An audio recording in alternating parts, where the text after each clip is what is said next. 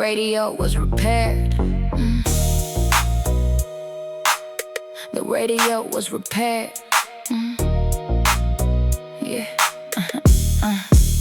There was a man in my town everybody knew by name. Not because of fame, but because of the life he made. Owned half the building, standing on the busiest street. Had more money than most people could earn in 3 lifetimes complete. Every restaurant knew him, every banker shook his hand. Every politician smiled whenever he walked in. He collected rare paintings or watches, expensive cars. The kind of things people dream about while staring at the stars. One afternoon, a newspaper printed a headline bold, claiming he just purchased a piece of land on the moon. The story wasn't serious, just a publicity stunt, but the town talked for weeks about what he'd become. Meanwhile, across the road from his tallest office tower sat a tiny repair shop open every hour. Run by a quiet old man hardly anybody knew, who spent his days fixing broken radios and tools. Receipts of a lifetime, what do they really show? The things that you collected or the person people know. Cause everything you own eventually gets left behind, but the way that you live stays alive in people's minds. Receipts of a lifetime, that's the question we face. What remains when the money and attention fade away? When the speakers hit hard and the whole car shake, I wonder what survives after the final pay. But when the morning the wealthy man stopped inside his luxury sedan parked directly outside, holding an old radio covered in dust and age, like something forgotten from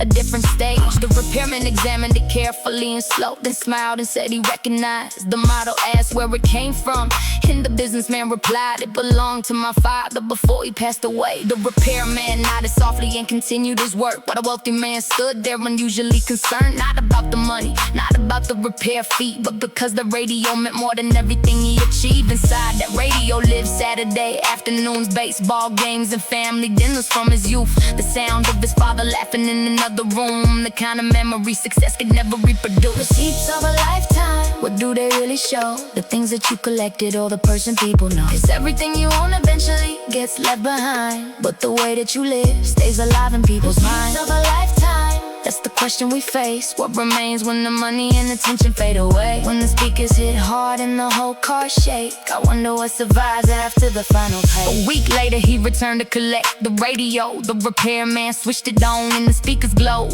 Static filled the room before a note song appeared, one his father used to play every single year. For a moment the businessman just stood still, like the decades disappeared against his will.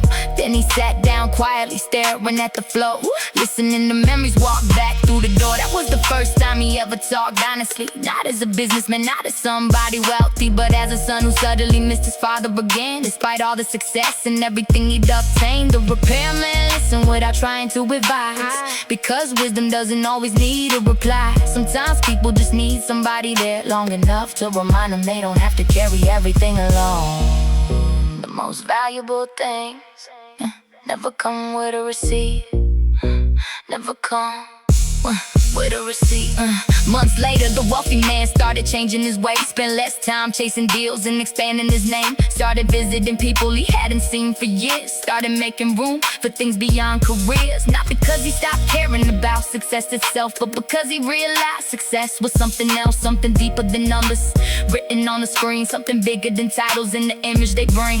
The repairman passed away near the end of that year. No headlines, no attention, no public affair, just a small gathering of people standing outside, sharing stories about how we changed their lives. And that's when the businessman finally understood why the repairman seemed richer than he ever could. Because wealth isn't measured by the assets you hold, it's measured by the impact that remains when you're gone. Now whenever the speakers shake the windows of the car and people talk about success like it's a destination mark, I remember the radio and the lesson it gave, that some treasures grow larger every year that they age. Receipts of a lifetime, what do they really show? The things that you collected or the person people know. Cause everything you own eventually gets left behind, but the way that you live stays alive in people's minds. Of a lifetime, that's the question we face. What remains when the money and attention fade away? When the speakers hit hard and the whole car shake, I wonder what survives after the final page.